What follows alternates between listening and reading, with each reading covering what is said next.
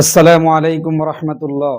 সুপ্রিয় দর্শক, আজ আমরা আলোচনা করব আমরা বিভিন্ন সময় দাওয়াত খেতে যাই, বিভিন্ন মানুষ আমাদেরকে দাওয়াত দিয়ে থাকেন। আমরা মেহমান হিসেবে দাওয়াত খেতে যাই, তারা মেজবান হিসেবে আমাদেরকে দাওয়াত দিয়ে থাকেন। দাওয়াত খাওয়ার পরে রাসূল করিম সাল্লাল্লাহু আলাইহি ওয়াসাল্লামের এমন একটি বিশেষ দোয়া, বিশেষ আমল রয়েছে যে আমল সম্পর্কে আমাদের প্রায় 90% জনসাধারণ মুসলিম আমরা জানিও না, পড়িও না।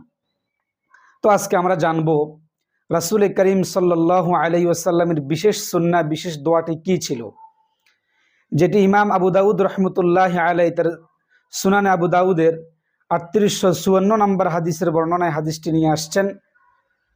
আন আনাস ইবনে মালিক রাদিয়াল্লাহু তাআলা আন قال أن النبي صلى الله عليه وسلم جاء إلى سعد بن عبادة رضي الله تعالى عنه فجاء بخبز وزيت فأكل منه فقال النبي صلى الله عليه وسلم أكل طعامكم الأبرار وصلت عليكم الملائكة وأفطر عندكم الصائمون أو كما قال النبي عليه الصلاة والسلام।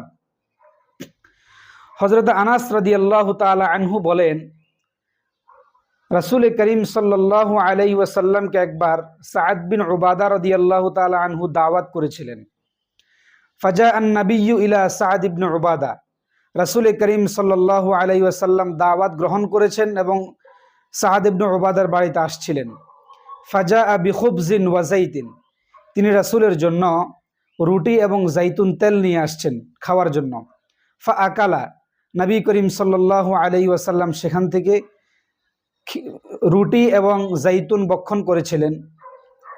ফাকাল আন-নবিয়্যু আলাইহিস সালাম, যখন খাবার দাবার শেষ করলেন, দাওয়াত খাওয়া শেষ করলেন, তখন রাসূল করিম সাল্লাল্লাহু আলাইহি ওয়াসাল্লাম বলেছিলেন, একটি দোয়া করেছিলেন 3 বাক্যের। সেটি কি? আকালা তুআমাকুমুল আবরার ওয়া সাল্লাত আলাইকুমুল মালাইকা ওয়া আফতারা ইনদাকুম আস-সাইমুন। অর্থ হলো, আকালা তুআমাকুমুল আবরার, তোমাদের খাবার যেন নেককার সৎ মানুষরাই ভক্ষণ করেন।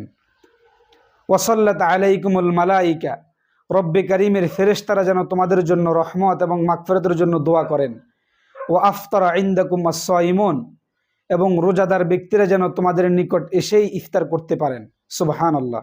রাসূল করিম সাল্লাল্লাহু আলাইহি ওয়াসাল্লাম 3 বাক্যের এই দোয়াটি করেছিলেন।